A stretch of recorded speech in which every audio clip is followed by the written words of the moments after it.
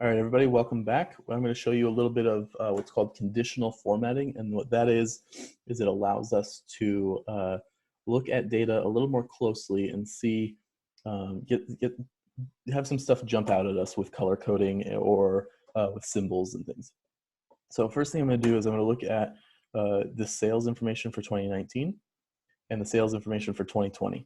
And I want to see who was the best salesperson in each year. And I can do that quickly scanning and seeing that Parent had a lot of sales in 2019. They're at 3,000, so that's the biggest number.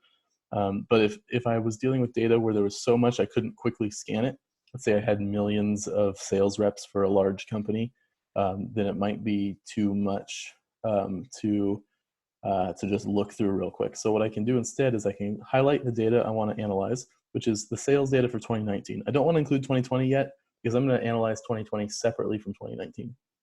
So I highlight the 2019 sales data. I choose conditional formatting, which is under the Home tab. Highlight cell rules, I could do that. I could do top and bottom, just highlight the top, in this case, top 10 items would be almost all of them. So top 10% might be a little better, or above average or below average. Those are all different choices, but I'm actually going to use color scales because I think it's kind of cool. And I'm going to choose the first selection and click on it. And so what that does is it highlights the green, the biggest numbers, and red, the smallest numbers. And then yellow are the people in between, and it fades a little between the yellows and the oranges and the light greens and that kind of stuff. And so I can clearly see that this is the most green number, and then these two are also pretty green. So those are the top 3 people. I can see that this is the most red, along with this one, and then these ones are kind of red too. So those are the lower number people. If I do the same thing for 2020, I can click on that, conditional formatting, color scales, select the same thing. I can see that there's not a whole lot of similarity, although Andrews was pretty low on both times, but Hardeen, I assume that's how that's pronounced, was kind of middle of the road, the first one, and then the largest on 2020. So that shows a significant improvement, whereas Jones was fairly large, second biggest actually in 2019, and then dropped down significantly. It looks like the third smallest for 2020. So it's easy to quickly compare with those color schemes right there. I'm going to go ahead and highlight all of this data, go back to conditional formatting, and just hit clear rules from selected cells and get rid of that. So another option I could do is I can do highlight the whole thing. I could do, let's go highlight above average, and then I can choose how I want that highlighted. The default is to highlight red, which is not what I want. I actually want to highlight green for the above average people, and hit OK. And then I'm going to do it again, but this time I'm going to choose top and bottom rules and do below average. And in this case, it's with red, and hit OK.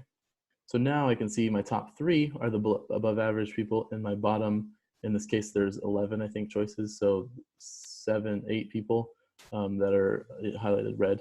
I can do the same thing for 2020 by doing highlight above average with green, and highlight below average with red, and hit OK.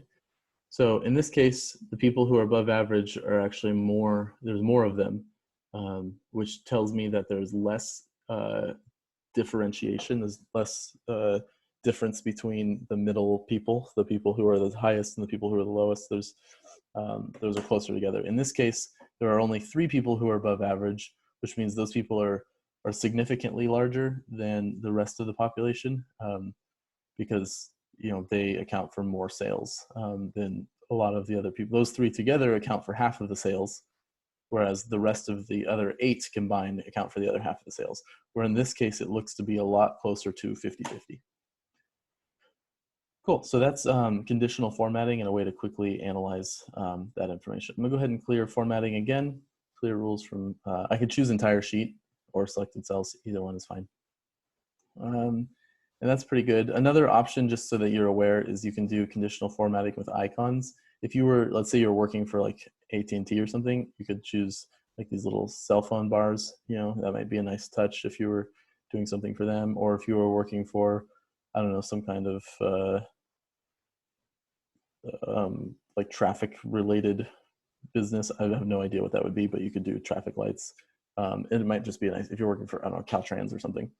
Then it might be a nice touch to have something on there that's not just color scales like that. Another option is data bars, which fill in you can do that. I think adding too many things on here like this already is too much, but just so that you're aware that there's the other options, I just wanted to make sure I pointed those out.